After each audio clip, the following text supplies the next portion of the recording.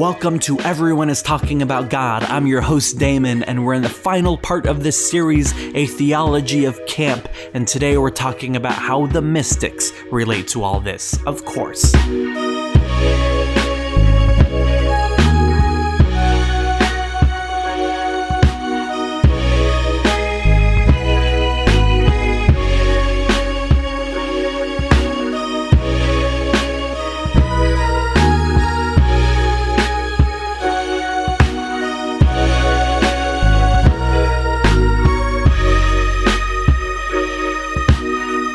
Okay, everybody, it's finally time for the final part 5 of this series, Theology of Camp. I'm getting kind of tired of saying the word camp, and maybe you're getting a little tired of hearing me the word camp. Well, if you are, don't worry, we're going to wrap it up in this one. But we're going to wrap it up the right way, because we have a few final thoughts to wrap this whole thing up. And today we're going to talk about the mystical side of this all. You know, the mystics. We'll get there. Trust me, I'm really excited about this one.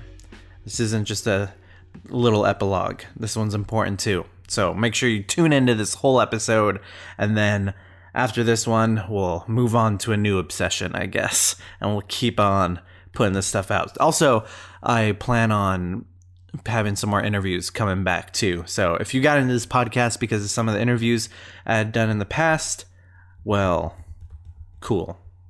I like the interviews too. So we're going to be bringing some interviews back. And today we're going to finish this up by starting with this quote from RuPaul. Now, drag queens, as we've explained, and you should have listened to all the other parts before this one. Why are you trying to skip to the end? Don't do that, buddy. As we have explained in other episodes, drag queens play a very important role in the history of camp.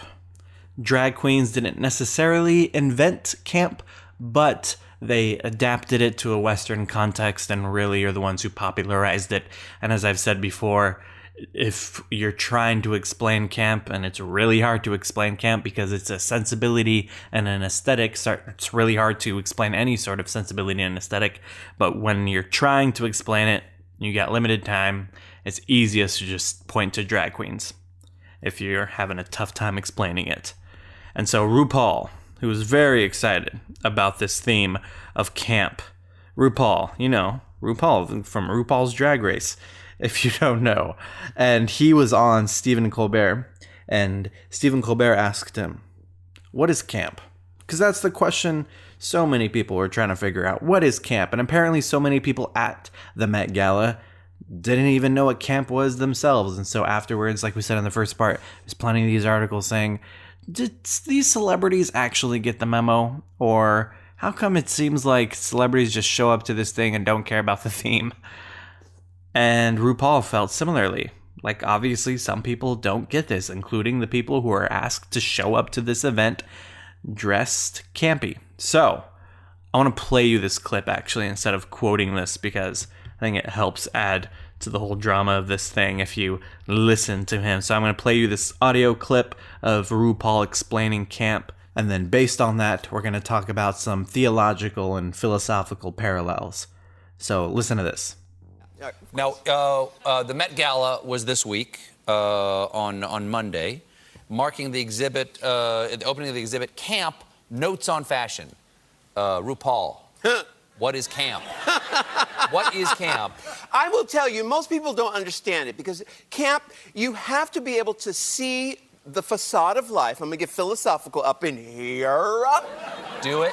You have to be able to see the absurdity of life from outside of yourself. So the idea of drag is camp, because we're saying, you know, I'm not this body. I'm actually God in drag playing humanity, right? So when you are in that place, let the church say amen. When you are in that place, then you can laugh at the absurdity. You know, in 10th grade, I learned, my teacher, Mr. Pinnell, said, RuPaul, don't take life too seriously. And that is what camp is about. It's about seeing the absurdity of this crazy life. Have you read the papers lately? Well, let me show you. It's camp. Let me show. Okay, I hope you enjoyed that. By the way, before we break that down a little bit, isn't it quite amazing that someone like RuPaul can so easily just switch into that preacher church mode and how natural that sounds? I think that's very important to pay attention to. And we're going to kind of keep on that theme as we keep going. But first of all, this idea of seeing the facade of life, Camp exposing this kind of facade of all life. And in the 1964 essay, Notes on Camp, Susan Sontag says some pretty similar things. Like, for example, she says this quote here: "The whole point of camp is to dethrone the serious. Camp is playful, anti-serious. More precisely, camp involves a new, more complex relation to the serious. One can be serious about the frivolous, frivolous about the serious." And this is really important to pay attention to here, this idea of a playfulness post-seriousness. Because so often we think so binarily about this. It's like there's playfulness and then seriousness when you realize you gotta stop playing around. But we so badly need to talk about a third category, and that is the playfulness that comes after seriousness. That is the playfulness that is not naive. It's not that you're playing and being frivolous because you don't realize how serious things are. It's after you already know how serious things are and realize that you need to be more playful and frivolous. And it's for a much deeper purpose than the original naive playfulness. And then in another part of the essay, Susan Sontag says, "Thus, the camp sensibility is one that is alive to a double sense in which some things can be taken. But this is not the familiar split-level construction of a literal meaning on the one hand and a symbolic meaning on the other. It is the difference, rather, between the thing as meaning something, anything, and the thing as pure artifice." And now we're getting into kind of what we were talking about last week, and we're going to just take a part of what we talked about last week and just go a little bit of a level deeper. But I also want to mention something I mentioned last week, which is this idea of a postcritical naivety, which I think is getting at the same exact thing we're talking about here. And I got this phrase from Marcus Borg, and I'm actually going to, I just briefly mentioned it last time, but I'm going to read you Marcus Borg's words when he's talking about postcritical naivety. And this is from his book, Reading the Bible Again for the First Time. And the subtitle is such a great subtitle. The subtitle is Taking the Bible Seriously, but Not Literally. Isn't that a great subtitle? And by the way, if you're curious about the Bible post-deconstruction, if you are interested in finding what the Bible has to say for you when you're in a place where you can't take any of it literally, oh my gosh, this is such a helpful book. There are plenty of other helpful books too, but this is one of the most important ones for me. Now, there's a part of this book where he talks about these three stages: pre-critical naivety, critical thinking, and then post-critical naivety. I'm going to talk to you about those three stages and read you some of his stuff here and probably try to skip over the bits that are like directly referencing the Bible, because we're not exactly talking about the Bible. So, precritical naivety, he says here, is an early childhood state in which we take it for granted that whatever the significant authority figures in our lives tell us to be true is indeed true. In this state, if we grew up in a Christian setting, we simply hear the stories of the Bible as true stories, or any stories as all true, and we just accept it with absolute naivety. It's no big deal. And then later he says, critical thinking begins in late childhood and early adolescence. One does not need to be an intellectual or go to college or university for this kind of thinking to develop. Rather, it is a natural stage of human development. Everybody enters it. In this stage, consciously or quite unconsciously, we sift through what we learned as children to see how much of it we should keep. Is there really a tooth fairy? Are babies brought by storks? If children are ever told that anymore. Did creation really take only 6 days? Were Adam and Eve real people? Now I just want to mention real quick, so many people can get stuck in this critical thinking stage and think it's like peak intellectualism. The ability to tear everything down and point out all the inconsistencies and absolutely everything. But I would argue that it's only part of the journey. It's a very, very necessary part of the journey, but there's so much room left on the journey. And that is a post-critical naivety. That is when you realize, okay, yes, there's so many inconsistencies. There's so many things that aren't real that I used to think are real. There's so many things that are so very serious. And then you suffer. Like, before I read his words on post-critical naivety here, let me tell you a little bit about my own journey through those stages. I grew up in a very conservative Christian setting, and they told me things, and I just took them as face value and didn't think of it. I was very naive. And then, eventually, when I became an adult, a very young adult, I started to think critically and think differently about everything. And I started to really deconstruct and dig deep, deep, deep into this stuff. And I was just so fascinated with these deep philosophical debates about things. Like, did you know that most people think this thing is this way because of this, but actually it's not? Like, those deep intellectual deconstructive conversations, you know exactly what I'm talking about. I was obsessed with them, and I had friends around me at the time that loved it too. They were like that, but they also just really loved hearing me break things down and tear them apart, basically. Like, why do you think that this thing is that way? Why do you think... Don't you realize that it wasn't always this way? I could point to you the moment in history when this specific doctrine or dogma or thought began, and don't you realize it was just made up? Stuff like that. And it was fun. And I loved having these conversations and these friendly debates, and it was awesome. Then I suffered. Then I started to experience like actual depression in the environment I was in, anxiety attacks for the first time, a deep, deep loneliness. And at the same time, I started to encounter and really become fully aware of the suffering of others around me.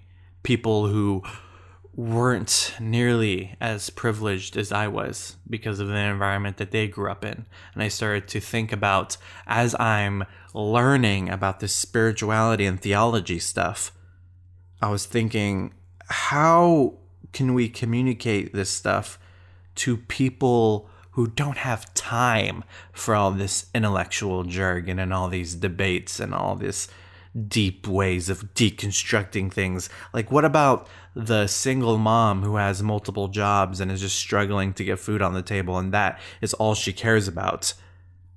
Like, you really think she would be interested in this super intellectual conversation? Maybe, but is it actually gonna do any good for her life? Probably not. It's probably just gonna be extremely boring and sound really pretentious.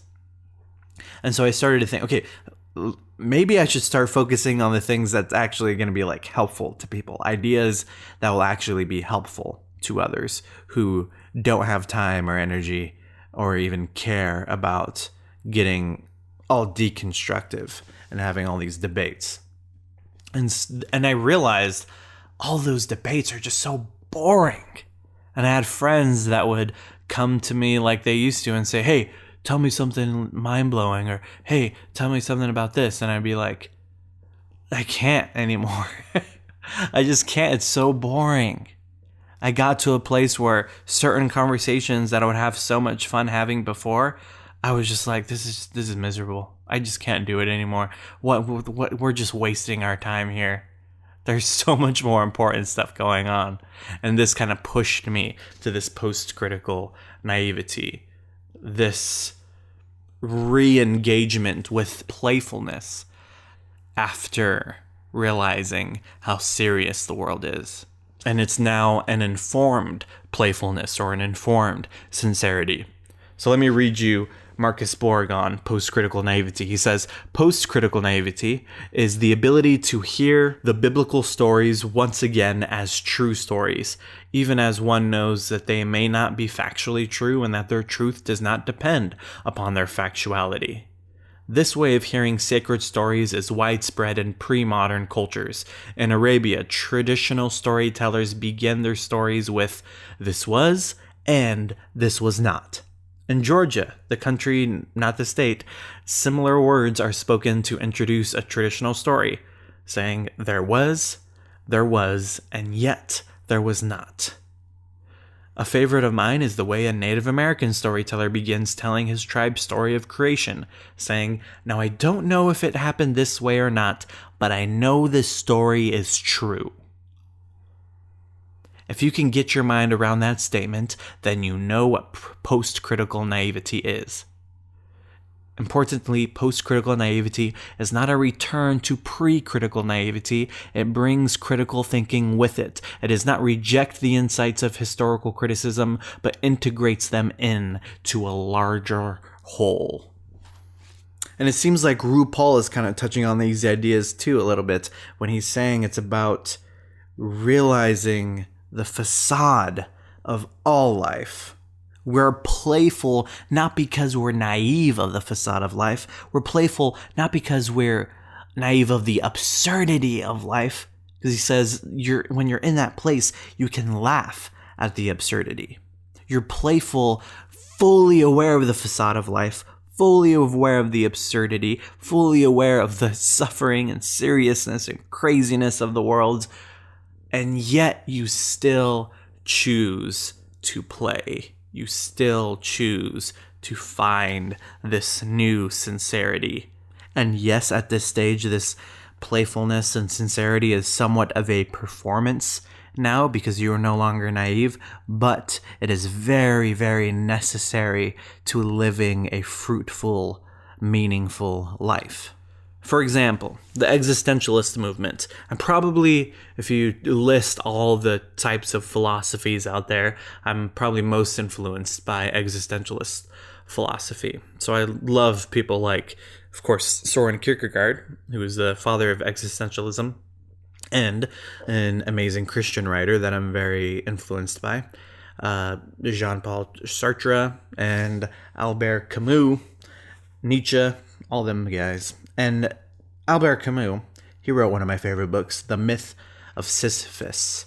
And he talks about, like a big thing that the existentialists said was, it's a whole lot of things, but probably the best takeaway is basically, we live in a meaningless world. And you have the choice to really do whatever you want without any outside forces trying to force you to or stop you to do anything. But that's just the first step. It doesn't stop at that realization. That realization, like, for example, Albert Camus said in The Myth of Sisyphus, said, "I don't know whether this world has a meaning that transcends it, but I know that I do not know that meaning and that it is impossible for me to know it." So some existentialists just straight up say there is no meaning. Others say, even if there was, there's no way I could ever know. I'm just a human. But after that, that's just the first step. The next step is to then realize, oh, all the ways that humans have tried to make meaning out of life are made up.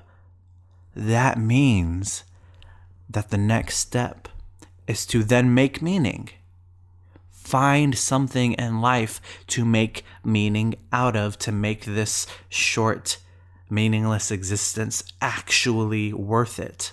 And some people don't get to that point. They just stay at the everything is meaningless and don't move on, which is kind of a sad place to be and could lead to a dangerous life where you harm others and possibly harm yourself. But it's actually quite foolish to take the information that every meaning humans have made up is actually just made up. It's foolish to take that information and then say, oh, so I'm not going to make any meaning out of life. It's also foolish to say, oh, so I'm going to make my own meaning all by myself, not influenced by anyone else's because all meanings are all made up. It's foolish to do that, to just ignore all the ways humans have cultivated meaning together. It's like food, for example. There's so many categories and cultures of food and dishes people have prepared throughout history. The truth is, you can make whatever type of dish with any type of recipe you want. And you know it would be foolish to take that information and say, therefore, I'm only going to make my own original dishes and ignore all the other dishes made in history because they were just made up. Come on now. So we realize we live in a meaningless world, or that if it did have meaning, it's very difficult to figure it out. And then you make your meaning. And you begin to experience life directly beyond words and images when you realize words and images are all just symbols and metaphors and attempts at explaining life or even explaining God. And now we're getting into mystics. And one of my favorite definitions of a mystic comes from the book The Essential Gay Mystics, edited by Andrew Harvey. And in the introduction, Andrew Harvey gives this definition of a mystic. He says, a mystic is someone who has a direct and naked perception of Godhead beyond dogma, beyond ideas, beyond any possible formulation in words of any kind. If we can kind of shorten that up a little bit, simplify that up a little bit. A mystic is someone who has a direct experience of God beyond words and images, or at least seeks to have that direct experience with God, or the divine, or the beyond, or the, as Marcus Borg used to call it, the more with a capital M.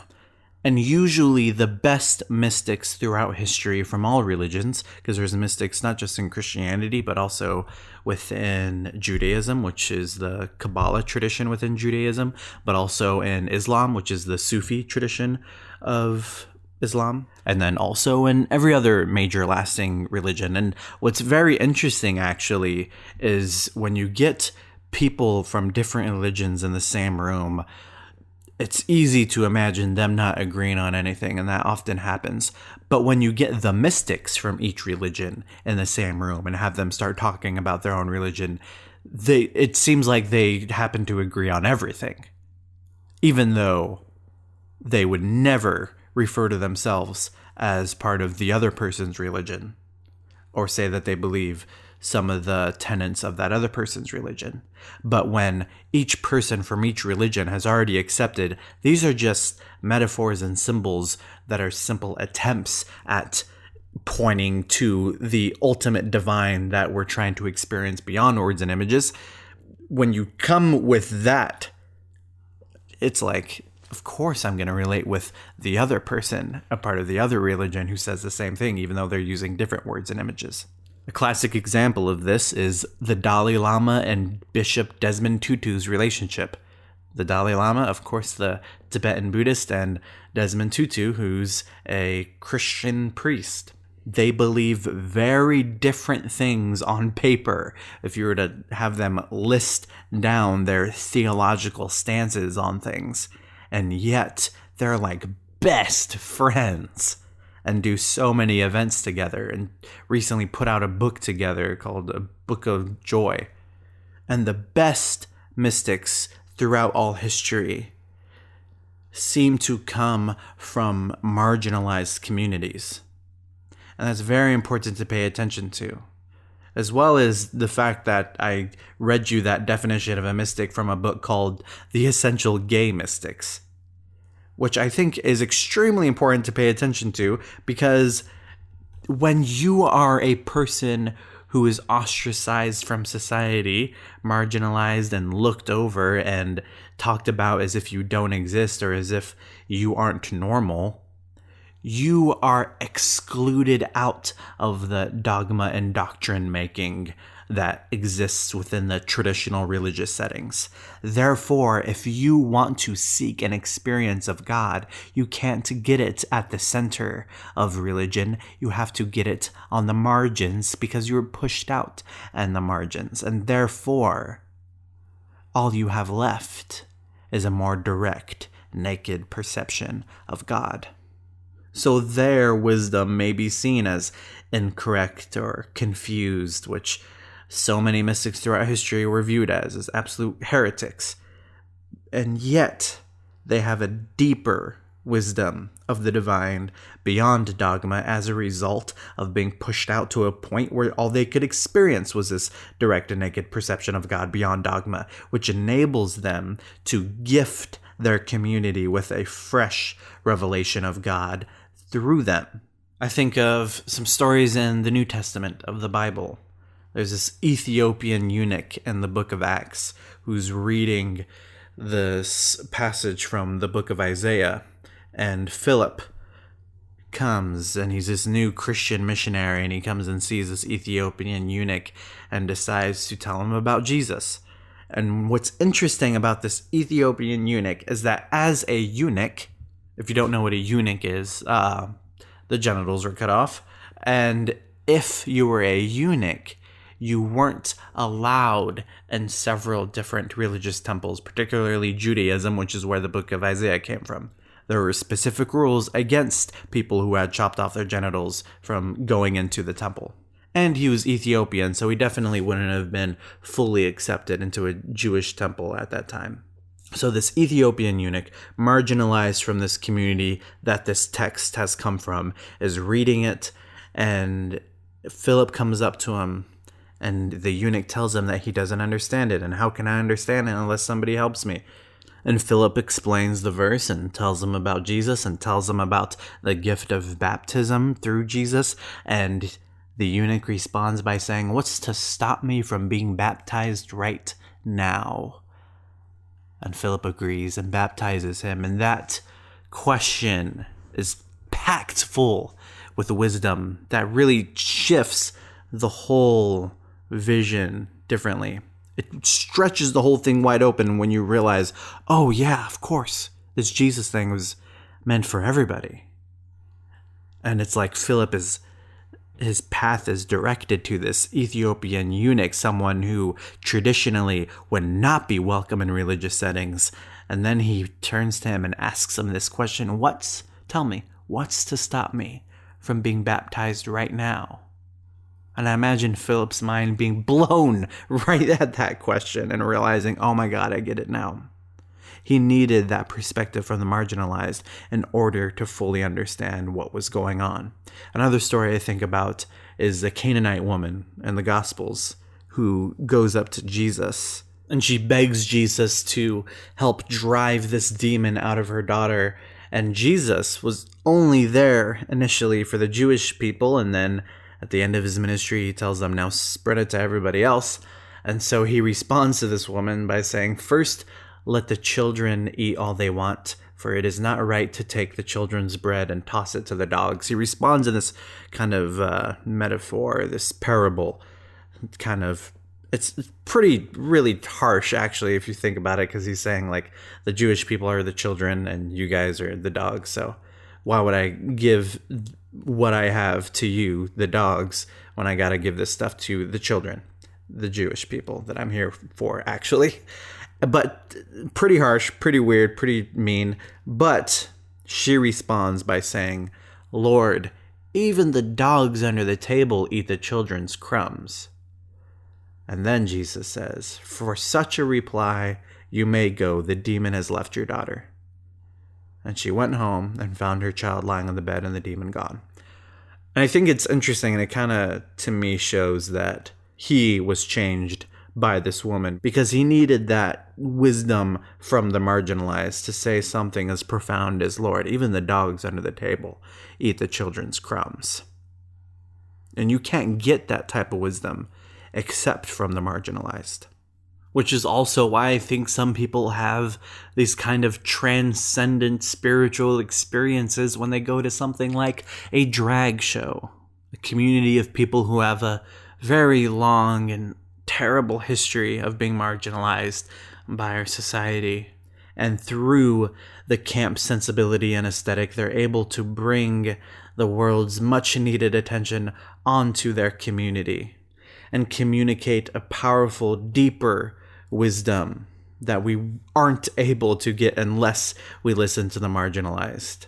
For example, the wisdom of diversity, because so much diversity is within that community, and we can all learn to embrace a little more diversity, especially if we're straight and cisgender. Also, the wisdom of imagination. In order to participate in those shows, it definitely requires a great deal of imagination.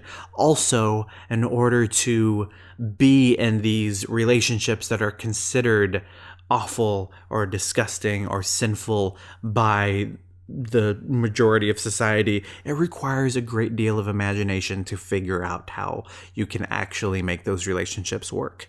It also takes a great deal of imagination for transgender people to go through their necessary transitions, which is a level of imagination that cisgender people never even have to even consider going through.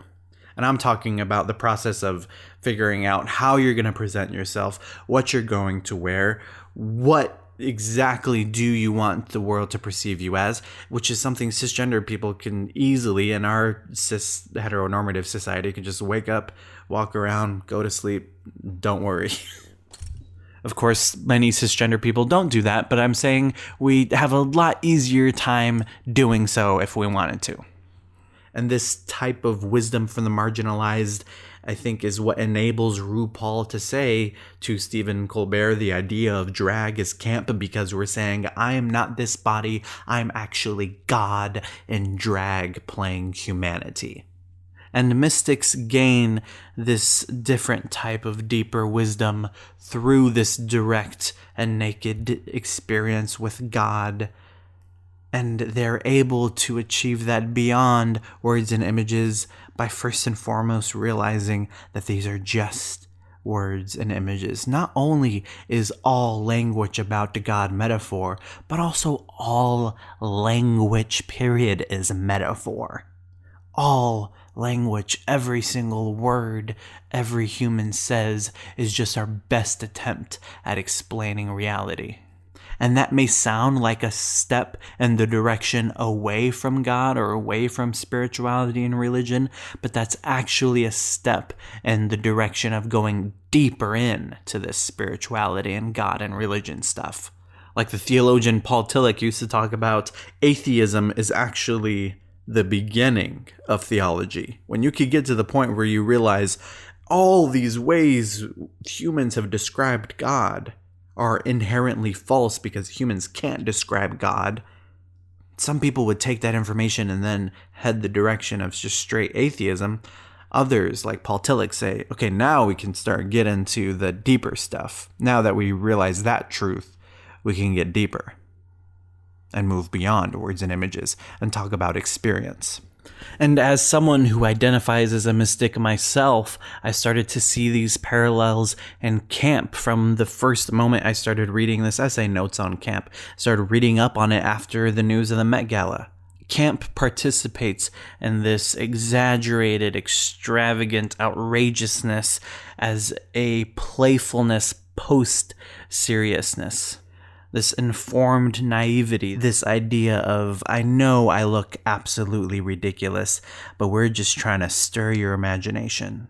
It reminds you that there is always something more. That which is in front of you, do not think that that is it. Do not ever get confused and think that your world is the world. Pay attention, look outside yourself, realize that there are all these different communities around you that have all these different ways of expressing themselves different from you. And we're going to get you to pay attention to it through this outrageous extravagance and through stirring your imagination. And the original intention of religion is the same exact thing. And in the most camp way I can, I'm reclaiming religion for myself. I'm at a place in my life right now where I'm not sure what to believe. I definitely Like I said, as an existentialist, acknowledge that all meaning is made up by humans and we all make our own meaning, but I am reclaiming Christian symbols I grew up with in a post-critical naivety, in a informed kind of naivety and sincerity, and saying, yes, I now realize so many of the things I was told growing up, for example, about Jesus as the absolute truth, the absolute way, and anyone who doesn't accept it gets sent to be tortured forever and ever after they die. I now realize that was a naive perspective, and I moved on from several years ago, thought critically about everything, and now I'm coming back and reclaiming Jesus, not as necessarily the absolute truth that everyone needs to be held as a standard to, but Jesus as my favorite symbol. Jesus is my favorite. I am a Christian. I am a hardcore Christian who also perhaps can pass for an atheist, even though I wouldn't use that word for myself. And if you think the word favorite sounds weak, let me remind you how strong our favorites are. Think about your favorite food. Think about your favorite places. Think about your favorite songs, your favorite people. You didn't choose them. In a way, you could say they chose you. And perhaps they actually form within you an even stronger commitment to those things than the commitments you have that are centered around something because they're factual. As a Christian, I know I look ridiculous, but I'm just trying to stir the imagination, and I'm doing it through these Christian symbols. And I fully love and accept people who are doing it through other symbols. Like I said, as a mystic, I also fully relate to other people of other faiths and religions and ideologies who also accept, first and foremost, what I'm saying, that it's all just words and images. We're all just making our best attempts at explaining reality and failing, but trying to directly experience this thing beyond words and images. And this way I'm talking about approaching religion is nothing new. This kind of performative playfulness and deep engagement with these symbols post-deconstruction is nothing new.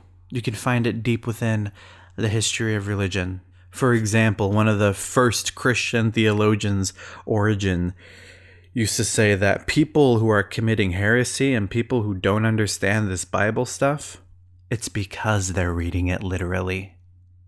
And Origen believed the whole thing came from God and therefore must be read spiritually or allegorically.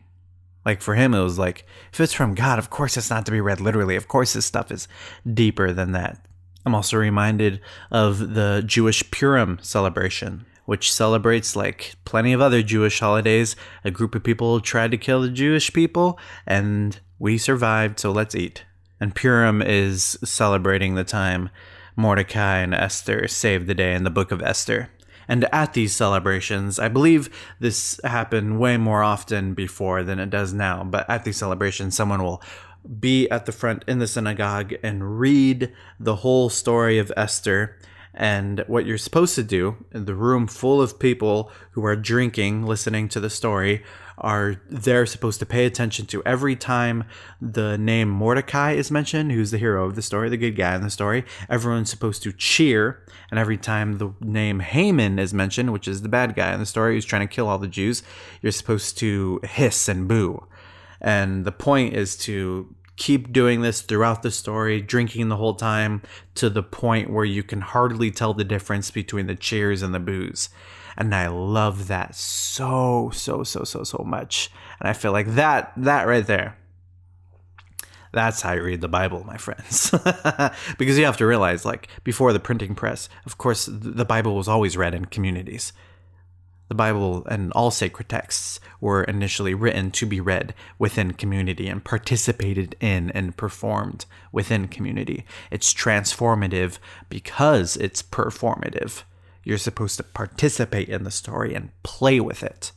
And that sounds pretty dang camp to me. So, there you go. A theology of camp 5-part series for all y'all. I had a lot of fun. I hope you had some fun too. Let me know what you thought about this whole series. Let me know if you were interested in me talking further about anything we talked about in these last 5 episodes, because we talked about a lot of stuff, a whole lot of stuff. I know we did. And yeah, I had a lot of fun doing it. I'm enjoying being able to talk about all this stuff in a podcast called Everyone is Talking About God. Because let me remind you, this podcast is called Everyone is Talking About God. Don't take that directly and literally. I'm trying to say, because it was inspired by Clayton Crockett's quote about secular theology, defining theology as any open-ended discourse about meaning and value in an ultimate sense. Like that's how he defines theology. That's how he defines God talk. And that's how I would define God talk too. When we stretch the word God wide open, we realize what everyone is talking about meaning and value in an ultimate sense. Therefore, we're all talking about the beyond, the more, God. And I feel like that was definitely clear in this series of conversations about camp and campy movies and acting and romanticism, Oscar Wilde, drag queens, Protestantism, icons. What else did we talk about? Youth ministry, like all this stuff. David Bowie. All this stuff. It's all connected. And I'm so grateful that I get to have this platform where I could talk about how all this stuff is connected, and people out there like you, listeners, are supportive of it too. I appreciate you all. So, like I said, thank you for listening. Remember, follow us on Instagram and Twitter at GodTalkPod. And you could follow my personal Instagram and Twitter at WhoIsDamon. Hit me up. Let me know what you've been thinking. I would love to talk to you. And I'll see you in the next episode, like I said, with probably a new obsession. All right. See you guys later. Love you. Bye-bye.